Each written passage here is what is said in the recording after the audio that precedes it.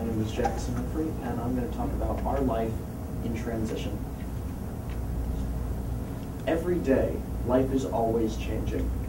Tons and tons of new things are happening every day. There could be something new in politics, a new economic crisis. All different kinds of events can occur every single day. There's so much information that we need some sort of filter to help us deal with it. These are our feeds. You can have newspapers, morning TV. You can have blogs that give you news. You can have all kinds of sources. I call them feeds because you can sit down, you can have some bacon and eggs, morning coffee. You have this as well. This is just as much a part of your morning breakfast plate as all the food on it. The good side about all this information and all these feeds is that there's so much info that we can get at any time that we want. Libraries are published every day, consisting entirely of news media. All of it's free, well, most of it's free to us, and some of it we have to pay for it. But that's the price we pay for being so well connected. The bad side about this is that because the media always needs new stories and new information, old events get kicked to the curbside. I'm gifted with a fantastic example for this because it just happened about a month ago. In fact, exactly 1 month ago, the volcano in Iceland, Eyjafjallajökull, erupted, and the resulting ash cloud blanketed most of Europe, canceled flights across the continent. It was the top story on almost every single major news feed. This was a big deal just because so many different people were angry about it, hassled by it. Their travel plans got canceled. There's, of course, the now viral YouTube video of the man popping up behind news reporters and yelling that, "I hate Iceland!" 5 days later, the oil rig Deepwater Horizon exploded in the Gulf of Mexico, sending 210,000 gallons of crude oil into the ocean every single day. We tend to focus on this event, not only because it's arguably the more tragic disaster and the more environmentally impacting one, but also because it's newer. We as humans tend to throw out old things and usher in the new ones. We do this instinctively. We always have the desire to be novel. We need to throw out the old things, bring in the new ones, because we lose interest in them over time. You can get to the point where you have a very major event from last week and hear about it today. That's old news. I heard about that already. I need to hear about that more. I already get it. It can even happen with music. If you buy some new songs, that's all you listen to for a couple weeks, and then you buy some more ones, and then you listen to that group for a couple weeks.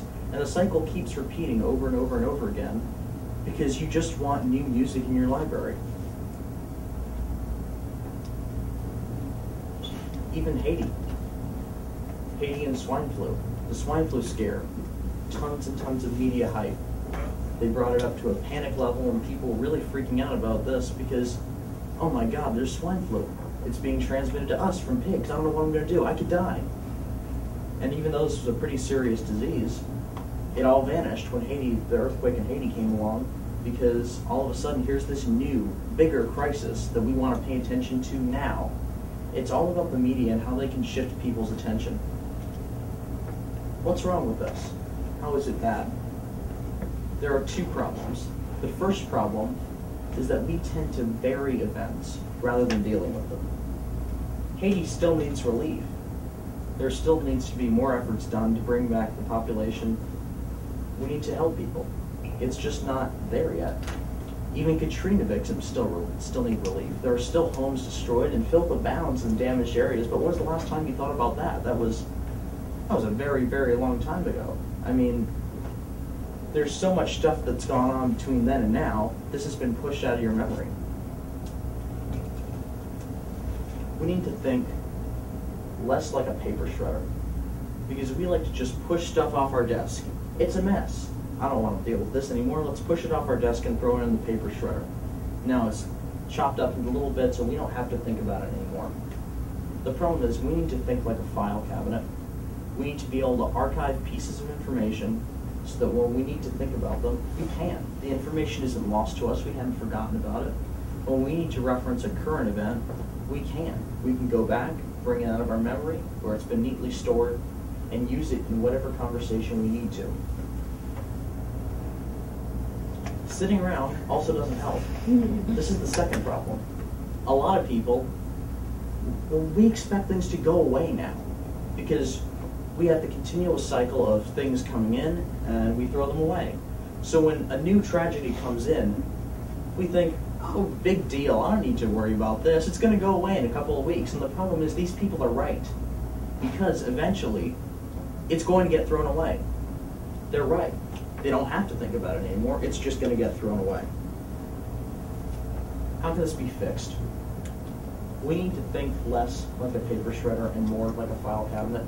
That's the simplest piece of advice I can give. And I'll close with this final bit. If we can make sure that we hold on to information for just a little bit longer, we can prolong the past, not in piles of shredded paper, not in old dusty books and libraries, but in our heads, where information really matters and where it can do us some good. Thank you.